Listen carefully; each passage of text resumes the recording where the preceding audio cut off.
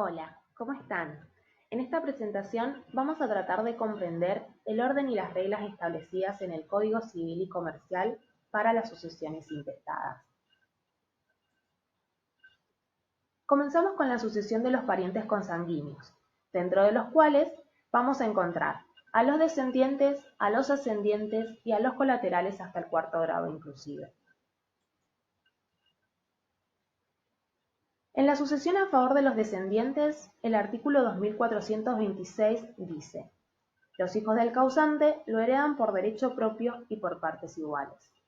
La sucesión de los descendientes excluye a los demás herederos que componen esta clase. Por otro lado, el artículo 2427 dice que los demás descendientes heredan por derecho de representación sin limitación de grados. Veamos algunos ejemplos.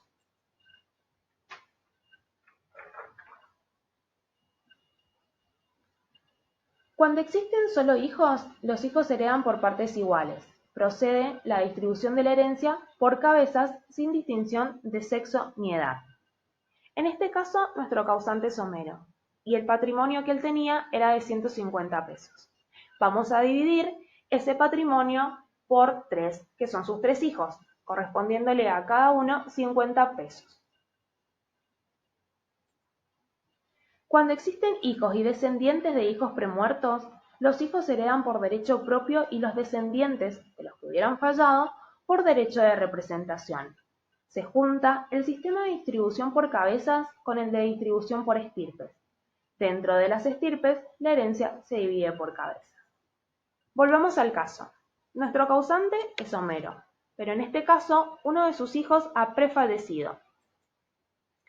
Vamos a conformar una estirpe con los dos hijos de Bart, quienes serán herederos junto a Lisa y junto a Maggie.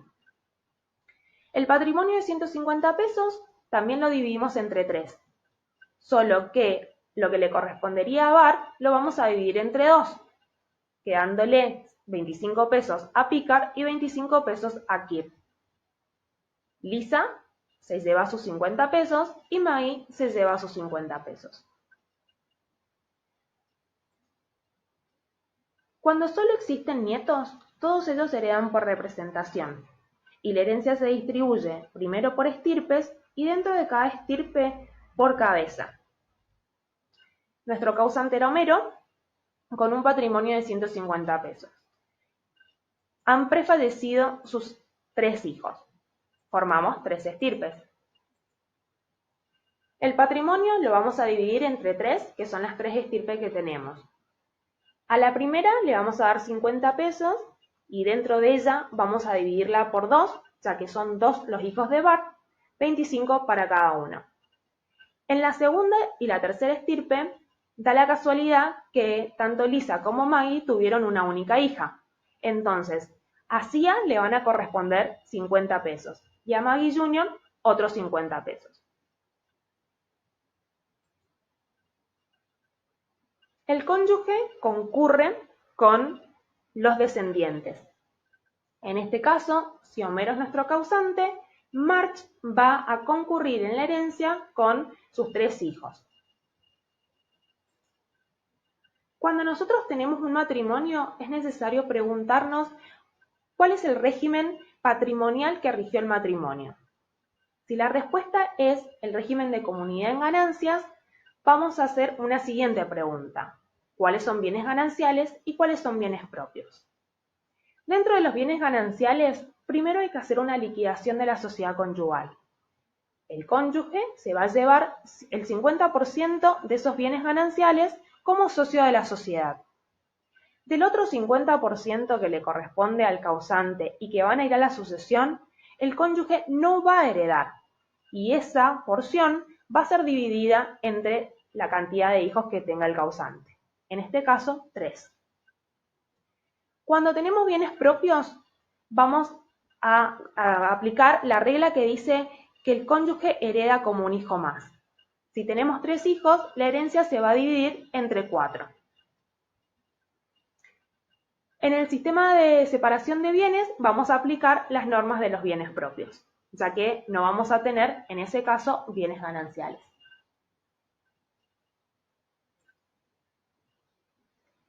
El segundo orden sucesorio lo constituyen los ascendientes, quienes heredan a falta de descendientes. El artículo 2431 establece: a falta de descendientes, heredan los ascendientes más próximos en grado, quienes dividen la herencia por partes iguales. En este caso, si nuestro causante es Bart, sus ascendientes más próximos son sus padres. Por lo tanto, la herencia se va a dividir entre dos. ¿Qué pasa si uno de sus padres ha fallecido? En ese caso, la herencia no va a ser distribuida entre los ascendientes del premuerto, quienes van por derecho de representación, con el otro ascendiente, porque entre los ascendientes no existe el derecho de representación. En este caso, el más próximo va a excluir a los más remotos. Es decir, que su madre va a ser la ascendiente más próxima y por lo tanto quien herede la totalidad de la herencia de Bart. Si no tiene a sus padres, los ascendientes más próximos son sus abuelos. Entonces la herencia se va a dividir entre 4. Se divide por cabezas.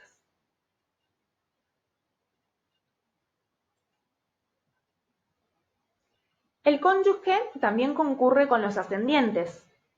En este caso, si Homero es nuestro causante, Marge va a tener que heredar y concurrir junto con los padres de Homero. Nos volvemos a hacer la pregunta: ¿cuál es el sistema patrimonial que rigió el matrimonio? Si es el sistema de ganancialidad, dividimos los bienes gananciales y los bienes propios. Dentro de los gananciales, primero realizamos la liquidación de la sociedad conyugal, donde el cónyuge se lleva su 50%. Del 50% que le corresponde al causante y va a la sucesión, al cónyuge también le corresponde la mitad, y la otra mitad a los ascendientes, quienes lo van a dividir por la cantidad de ascendientes que tengamos. En los bienes propios, la mitad le corresponde al cónyuge y la otra mitad le corresponde a los ascendientes, quienes van a dividir esa porción en partes iguales.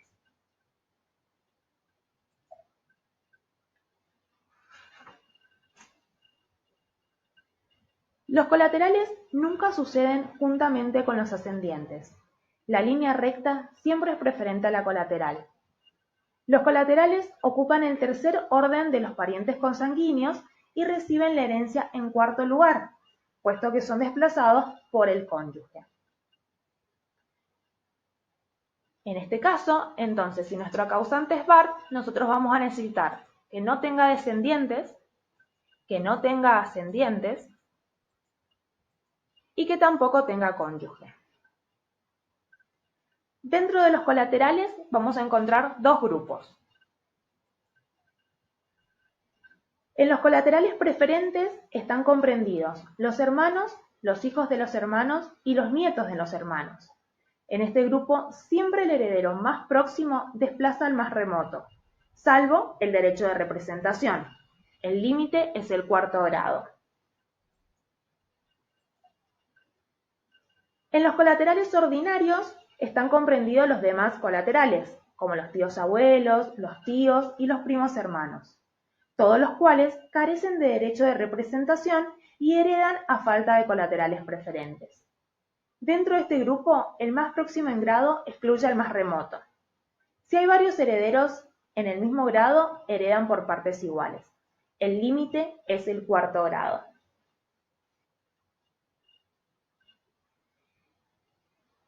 Dijimos que los colaterales preferentes son los hermanos y los descendientes de los hermanos.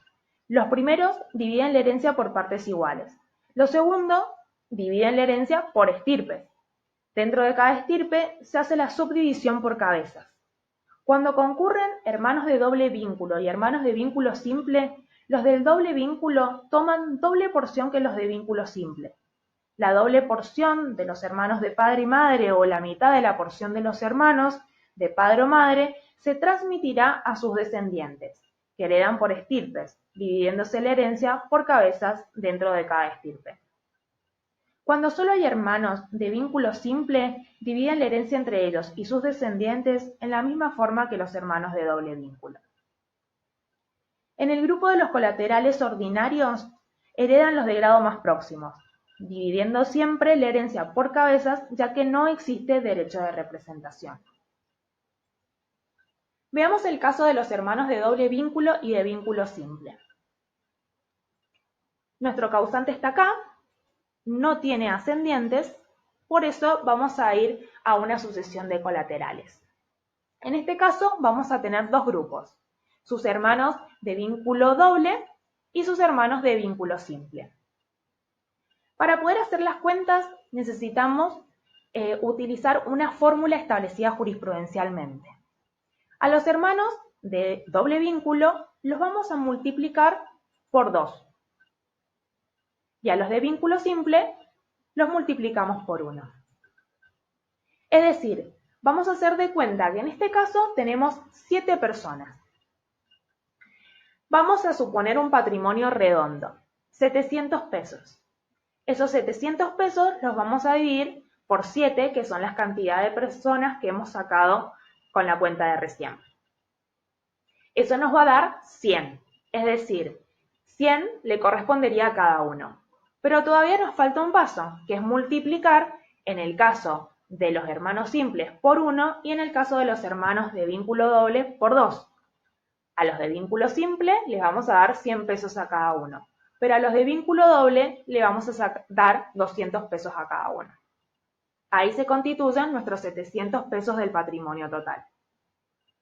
Esta cuenta es muy útil a la hora de sacar distribución de patrimonio cuando los números no son tan redondos como el ejemplo que acabamos de presentarles.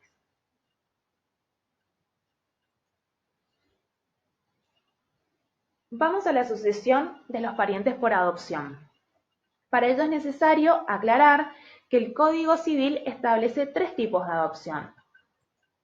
La adopción plena, en donde vamos a aplicar todo lo dicho por los parientes consanguíneos, porque el mismo código nos dice que es aplicable a la adopción plena sin restricción alguna. La adopción simple, que vamos a analizar algunos supuestos que establece el código, y la adopción por integración, que tomará la forma de adopción plena cuando el adoptado solo tiene un vínculo filiatorio, o la adopción simple cuando tiene doble vínculo filiatorio.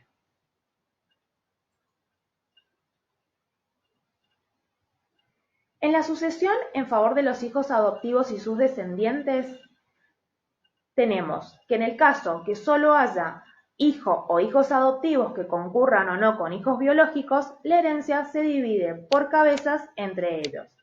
Si hay descendientes de algún hijo adoptivo que ha fallado en su vocación, recibe la herencia sus descendientes por derecho de representación. El caudal hereditario se distribuye entonces por estirpes. Los derechos hereditarios del adoptado por adopción simple y sus descendientes son iguales a los que otorga la adopción plena.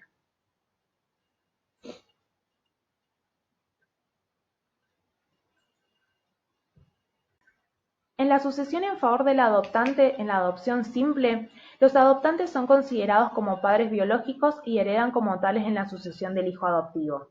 El adoptante no hereda al adoptado en los bienes recibidos por éste a título gratuito de su familia de origen. El destino de los bienes recibidos por el adoptado a título gratuito de sus parientes biológicos, cuando no existen estos parientes, no quedan sujetos a la declaración de vacancia y pasan a los adoptantes. En los demás bienes, el adoptante excluye a los padres de origen.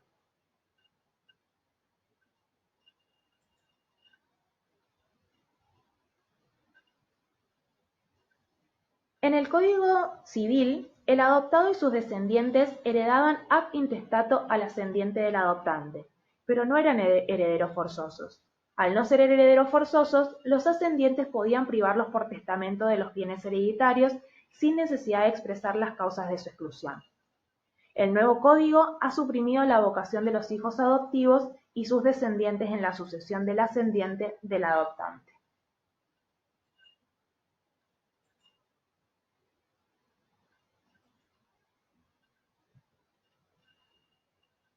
El nuevo código ha omitido la vocación a favor de los hermanos y sus descendientes en adopción simple, por lo que debemos inducir su inexistencia. Por otra parte, el nuevo código ha suprimido la norma que decía que los hijos adoptivos de un mismo adoptante serán considerados hermanos entre sí. Esta supresión nos parece decisiva para negar esta vocación. En este caso, en la sucesión de Cocó, obviamente no tenemos ascendientes, solo heredarían Wanda y Carla, pero no su hermano adoptivo Heber. Deseo que este video sea de gran ayuda en el estudio de esta asignatura. Muchas gracias.